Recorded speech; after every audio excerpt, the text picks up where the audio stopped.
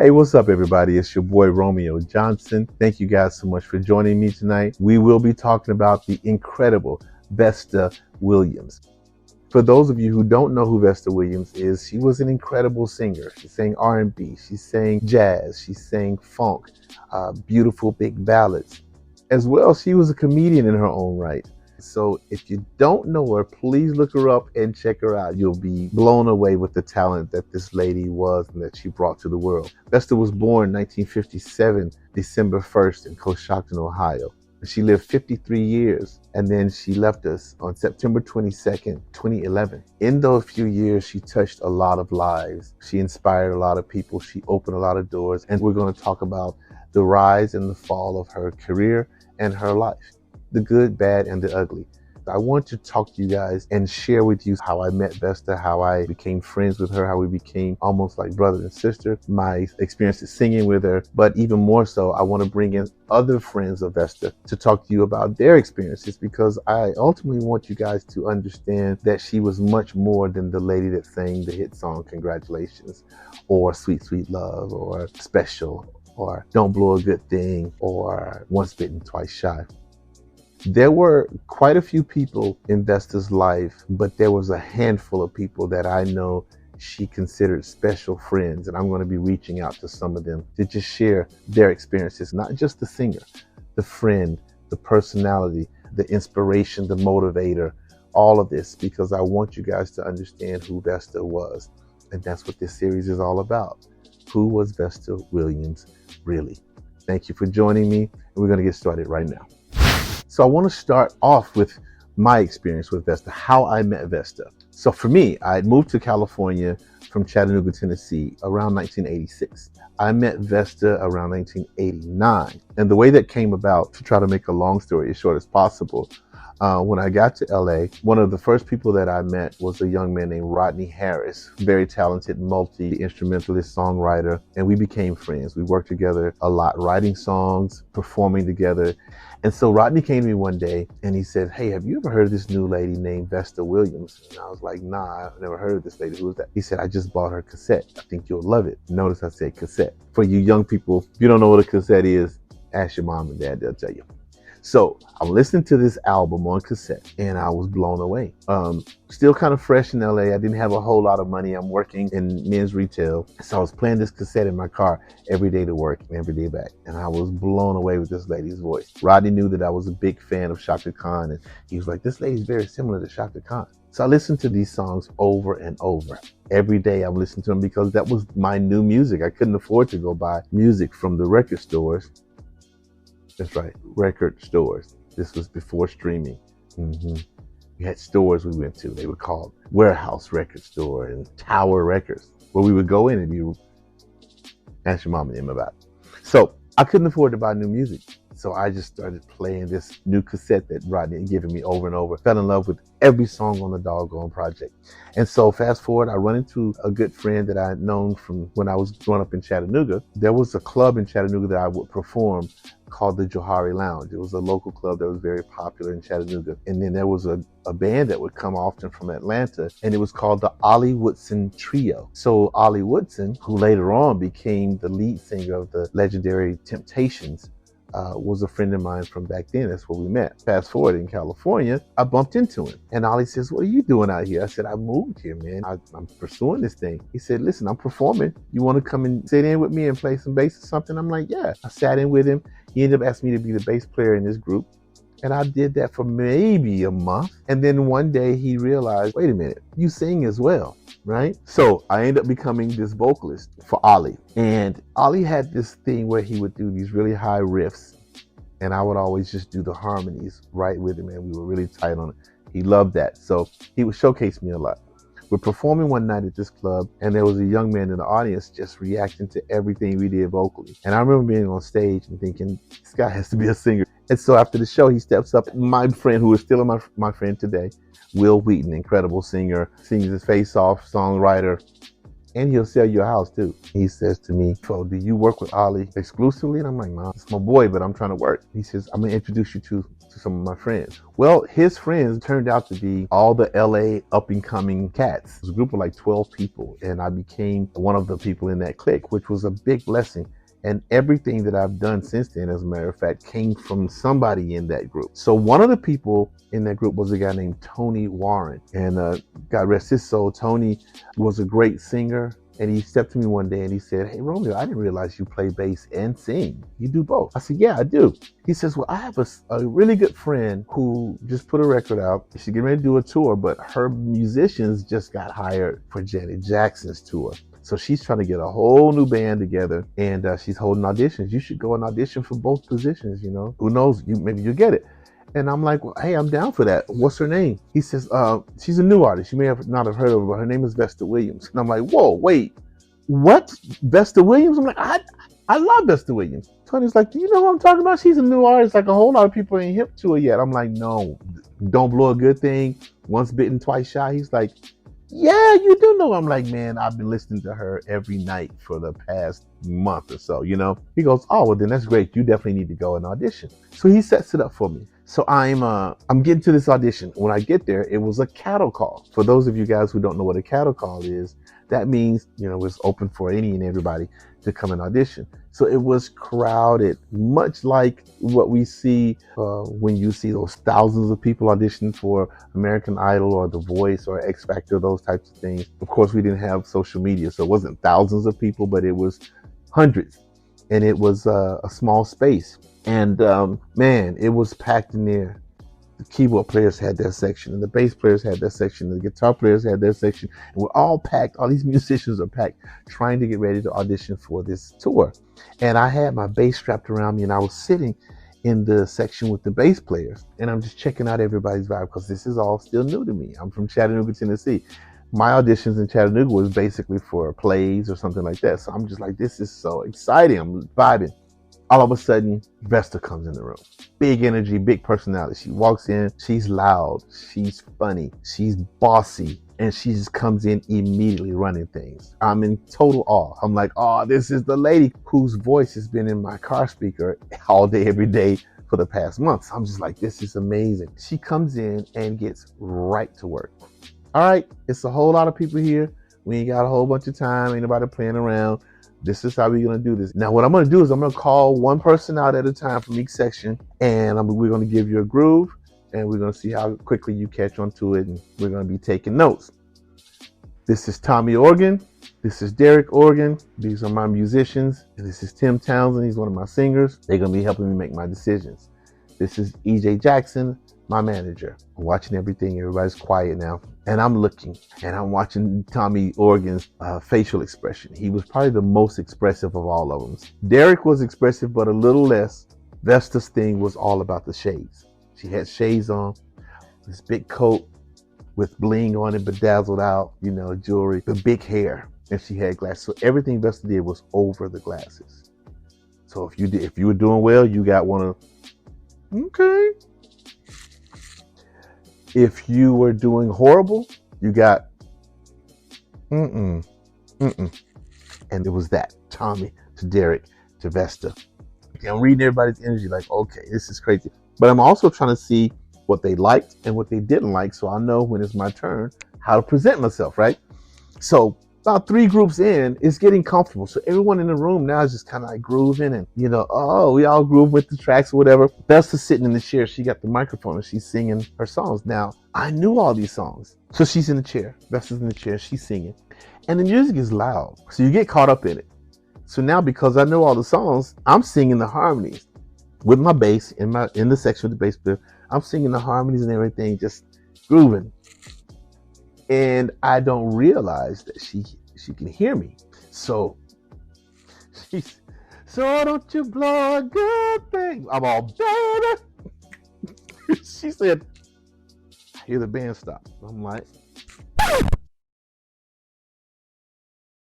who's singing? I heard somebody singing over here. I'm like, oh man, dadgum. I'm about to get in trouble. She said, I heard somebody singing. Who's that singing over here? It was over here. Other bass players looking at me like, man, you better speak up. You don't get us in trouble. When I tell you, I felt like the lady that touched Jesus' hem of his garment. The Bible says she very sheeply spoke up. I was like, it was I. It was I who was singing. I was like, honestly, I was like, I'm so sorry. I said, it was me. I didn't realize you could hear me. I'm sorry. She goes, come here. I'm like, oh, snap. She's about to clown me. Like, I said, I apologize. I didn't know you could hear me. Come here. Come up here. She said, let me hear you sing that again. Start playing. So she's singing. Here, Tim, give him a microphone. I'm singing with her. She like, so you just picked up on that right now? Or do you know my songs? I said, oh, I know all your songs. I know the whole album. Really? Name me 3 songs off the album that you like. I was like, oh, boom, boom, boom. You do know them. She looks at Tommy and Derek. And Derek was like, she said, okay. Then sing the harmonies this. She sings another totally different song. I sing it. She's like, is that comfortable for you to sing that high? Yeah. Doesn't hurt? No, it doesn't hurt. So you can sing that high every night? Mm-hmm. She looks at Tim Townsend. Tim is like, she goes, well, so can you sing harmony below the melody too? I said, sure. Can you dance? Yeah, I can dance. I'm not a dancer, but I mean, you show me a little something, I can get it,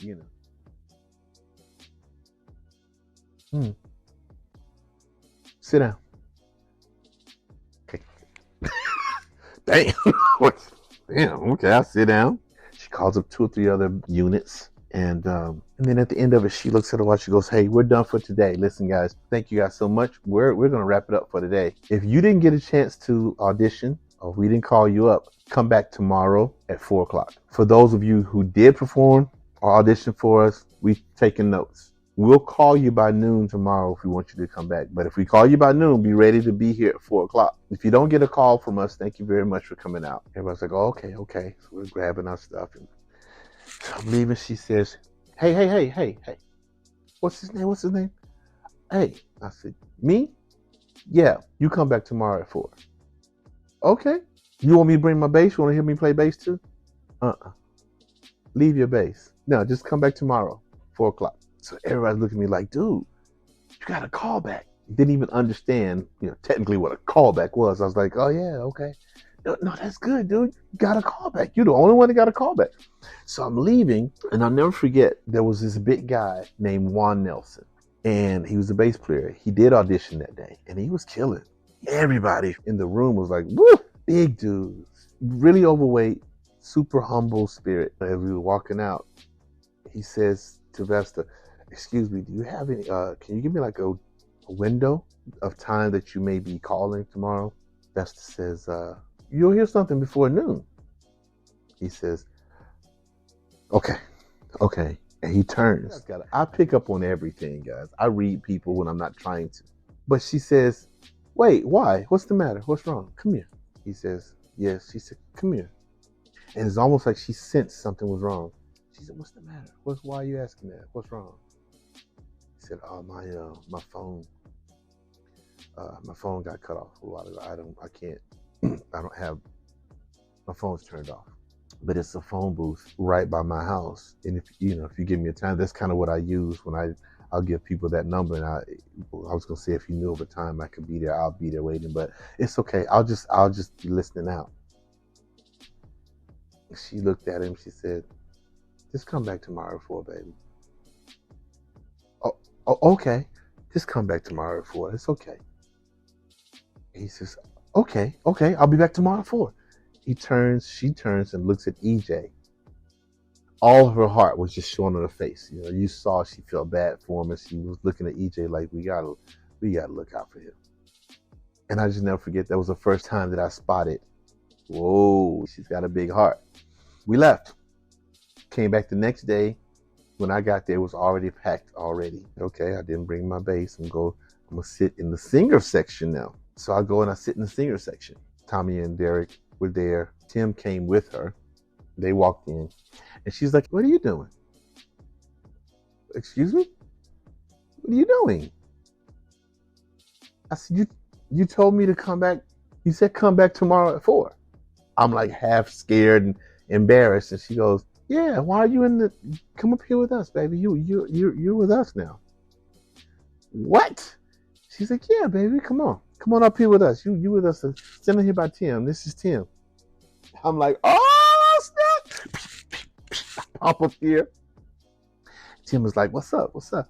She started to go over the groups again, and it's so dope because this is day 2, and now I'm included with the decision making. Now they're looking at Tommy and Derek and Tim. They're looking at me like, "What do you think?" And I'm like, "Oh, this is crazy." So that was amazing to me. She was very picky about the band members, but even more so, Tommy and Derek, they were not playing around. I mean, they were on it. Derek was really good about, the kick pattern is wrong, bro. Nope. He would help people a lot. And Tommy was helpful too, but Tommy's like no nonsense. Tommy was like, nope. Tommy's attitude was like, "Hey, if you got it, you got it. If you don't, you don't. I ain't teaching you nothing." Anyway, she ends up with the band members. Man, what a tight band she had. She had LaSalle Gabriel was the guitar player, and they ended up making him the musical director. His younger brother on keyboards and saxophone, second keys and saxophone, Alex Dunbar, who the world knows now as Alex Al, one of the dopest bass players on the freaking planet. He was playing keys and sax. She ended up using, of course, well, let me tell you how it went. So she's calling one of the groups up. She's like, "You come up from guitar, you come up for keys, you come up for keys, you come up for drums. On the bass, come on, phone booth, come on." So the whole room cracks up laughing because she called him phone booth. And it stuck forever. It stuck forever. That was his name from that point on, phone booth. He was not Juan Nelson anymore. He was phone booth. That was one of the first comedic things that I saw because it flowed out. "Yeah, and on bass, come on, phone booth." So we laughed, and that name stuck forever. On tour, people thought we called him phone booth because he was a big dude. He was about the size of a phone booth, but that was really why that nickname came to be. So anyway, she had phone booth on bass. She had one of my really good friends who played in the band with me with Ollie Woodson. After they chose me to be one of the decision makers, I called him and said, "Man, get down here and get to this audition." She got one more day. So day 3 is when Anthony came. His name is Anthony Johnson. He was like, "Nah, I don't know, man. I need to get more gear. My gear's a little dated, and I'm not down for it. I don't think I would get it." I said, "You'll get it." He's like, "Man, these young kids playing so much fancy stuff now." I said, "Yeah, but forget the fancy stuff. Play her record. Learn her record and come play it, man." I said, "Just come, bro." He came, did his thing. They loved him right away, and he got the gig. So it was Anthony. It was a guy named Pt.1 Miller, and on vocals it was Tim. It was myself, and then we needed one other person. So Vesta made it clear. She's like, "You're here because you can sing the high parts, because I don't want no chick on my stage but me. I want to be the only diva on this stage." And I already knew I wanted 3 male singers, and I was concerned, like, am I going to be able to find somebody who can sing the higher parts of the harmonies? So when you sing those high parts, baby, you don't realize that got you in. I was like, "Well, good. Thank you, mommy, for making me sing high when I was growing up." And Tim was like, "Whew, I'm glad you got hired too, because I got tired of being the one having to sing those high parts." So we needed someone to sing the bottom. And I don't know, it must have been like day 3, day 4. This guy walks in. We knew that someone had referred him because he basically missed the audition period. He came in and he started to speak. "Hey, my name is Adam." We was like, "Yeah, somebody come in and sing some baritone." "My name is Adam. Hey, I'm Adam." And we all were 3 fairly good looking guys. Okay, look, bump the modesty. We were killing back in the day. Let me tell you something. I was the least attractive, in my opinion, but I was still I was a little bit, I had my plop plops on and my click clock clink clink, and I had hair, and I was all right. But Tim was a straight pretty boy, pulled back, long ponytail, way into fashion. Then Adam came. He was the Dark Gable of the group, and he had the the whole GQ look, and then we could sing. It was amazing. But then guess what? Vesta goes, now you guys know you're not going to just be standing behind me singing. You got to dance. Every song you're going to be dancing. We were like, all right, well, we'll dance. But we didn't know. At that time, the dances were like the Running Man, Roger Rabbit. Every dance was aerobics. But we're thinking, I'm sure she don't want us to do that type of dancing, not with the vocals we're doing. You can't sing all these harmonies she's singing and do those. That's what she wanted. And that's what she got. And when I tell you she was cracking the whip, no, y'all got to dance. Y'all got to go all out. I'm going to be doing it. I'm singing leads. So if I'm doing it, y'all can do it. And that was true. Vesta was dancing like full out and singing leads on point. There was no auto-tune. There was none of that. It was just singing. There was no pre-recorded vocals. We had to sing and dance. She wouldn't let us slack at all. Yeah, y'all looking lazy. Come on. No, y'all got to dance for real. Come on. I'm going to be doing this. Y'all got to be doing this. And then we're singing all these harmonies that she sang on the record. So she's like, you got to be tighter. So we get the vocals tight. Yeah, but now y'all getting lazy on the dancing. Come on. Give me 100% on the dancing. We get the 100% on the dancing. She's like, yeah, but now the vocals getting loose again. Come on. I need both. Come on, man. Come on. We're young. We're hungry. We're just like, okay, whatever we got it. We can do it. Well, we figure if she's asking for this is normal. We didn't know to think, are you asking a lot from us? Then she goes on and says, I need your vibratos to match, man. Your vibratos are all over the place. Okay, we fixed the vibratos. Yeah, but now y'all getting lazy on the dance move. I tell you what, I don't want any vibrato. That's hilarious now, right? To look back on it. I don't want any vibrato. I want you guys to dance hard. Since you ain't matching with the vibrato, I want no vibrato. I want y'all. And we're looking like, okay. We're doing Running Man, Roger Rabbit, and trying to sing with no vibrato. But guess what? We did it. That's what happens when you're young, when you're hungry, and when you don't know any better. You're just like, okay, let's do it. We did it. And we were one of the tightest background units in the game. We literally became popular on our own. People talked about Vesta, and they talked about Vesta singers. Patti LaBelle had 3 cats that were tight too. They sang their faces off as well. So Patti LaBelle's backup singers and Vesta backup singers, we had our own little entities going. We're doing 8-hour rehearsals, 5-6 days a week. We're getting super tight. The band is ridiculous. We're not just doing the record like the record. The band was killing, coming up with accents, segues, going to different grooves, all kind of hits. It was crazy. We were creating hits to go with the dance moves. It was a full blown out show. We had no idea that what we were doing was super special at that time until the tour started. And we started to see the reactions we were getting from other people. And we just started to watch other people's shows. We were like, wow, we just killed them. The next day, we would always look at the reviews in the newspaper, local newspaper, and they would say the opening act was a young lady named Vesta Williams. She and her band, they should have been the headliners. We were like, oh my goodness. We were touring, and Jodeci was new and blazing at the time. We did a show with them, and after we finished the show, KC and JoJo walked up to the stage and was looking at the equipment. And so we were like, oh man, what's up? And they're like, hey, what's up? We're dapping each other up and everything. We're like, man, we love y'all stuff, man, this and the other. And they say, yeah, we just trying to figure out where y'all got the box, man. Where's the box? We were like, a box? What do you mean? Y'all, those vocals were pre-recorded, right? Those weren't y'all. We were like, no, it was us. Vesta walks up.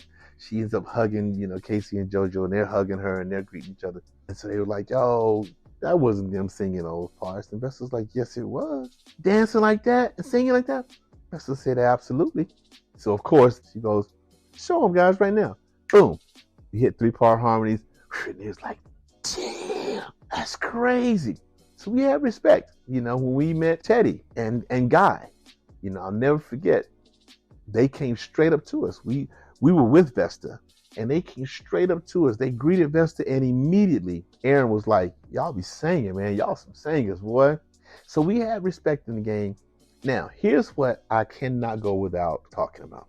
Vesta decided there's a look that I want. I want you guys to kind of be like my own Chippendales. And we cracked up laughing. She said, "You, Vesta, you funny. You playing, right? Mm-mm. Do I look like I'm playing?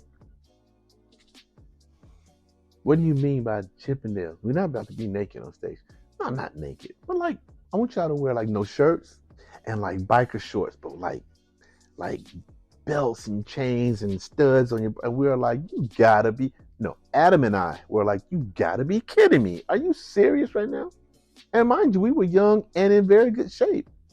We were like, no shirts. What are you talking about? Now Tim Townsend was like, let's go. I already know the boots I'm gonna wear. I got some boots I can wear. And I can wear this. And da da da. Tim was in it. And Adam and I were like, are you for real right now? So Tim led that. Tim was like, listen, let's meet on Melrose. I know some places we can get some cool stuff. We go, we get some gear, and it became a funny thing. We were cracking up. We would get ready and look at each other and just crack up like, what are we wearing? And laugh our butts off. But when it was time to hit that stage, we went into full character. Coming to the stage, oh my God.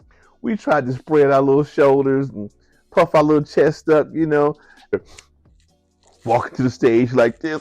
Oh, it was hilarious. But let me tell you something. Vesta had a vision, because when we stepped on the stage, the ladies was going crazy.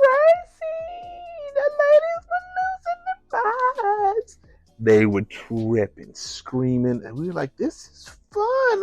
They really digging this. And we started giving it to them. It was a funny thing. We looked like stripper, dancer, singers. When I tell you, these first experiences were amazing. I want you guys to understand the impact that Vesta had on my life and the other people's lives. I want to pull in Adam Jackson to let Adam share some of his stories, and then eventually I want to talk to Craig T. Cooper. Craig T. Cooper knew Vesta before we did, and he helped her even in the beginnings before she got her deal. I want to talk to Norwood. Norwood is a good friend of Vesta's that you guys may very well know. We're going to be talking to Norwood all the way from Bangkok, Thailand. We're going to be talking to LaSalle Gabriel, who was her musical director. So I'm going to pull Adam in and let you guys listen in on our conversation for a little bit. What people don't realize about Vesta, and I know you do, Vesta was not just an R&B singer. She could scat. She was, man, she knew she had jazz chops up the yin-yang. I mean, and I think about that commercial she did with Al Jarreau. The McDonald's commercial.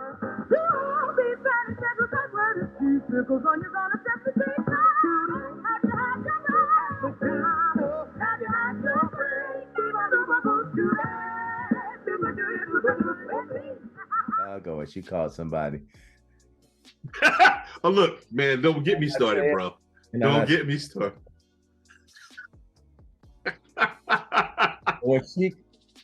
When she called this specific artist a name, I felt so bad. I was like, because Vesta said that she knew that she was gonna wipe her ass up at the stage. She was gonna kill her, and she looked at like a oh my God, what did she say? I don't want to say it because I have to say the name, but it was. I felt like, wow, that was really bad. That she was it. It was. I'll edit it out, but I'm gonna tell you why I remember that so well. So let me.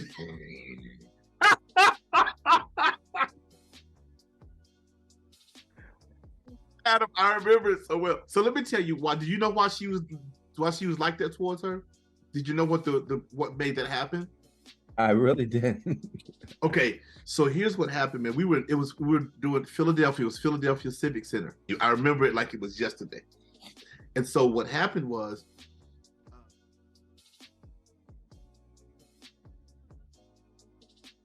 hope you enjoy part 1 of Who Was Vesta Williams. Really, be sure to meet us all Thursday, 5 o'clock Pacific Standard Time on Zoom. I will be including all of the Zoom information. So you guys tell a friend to tell a friend, and let's just join up and talk Vesta Williams. Ask questions. You can talk about this episode. You can ask questions. You can suggest things for us to talk about in the next episode. Anything you want. Share your Vesta Williams stories.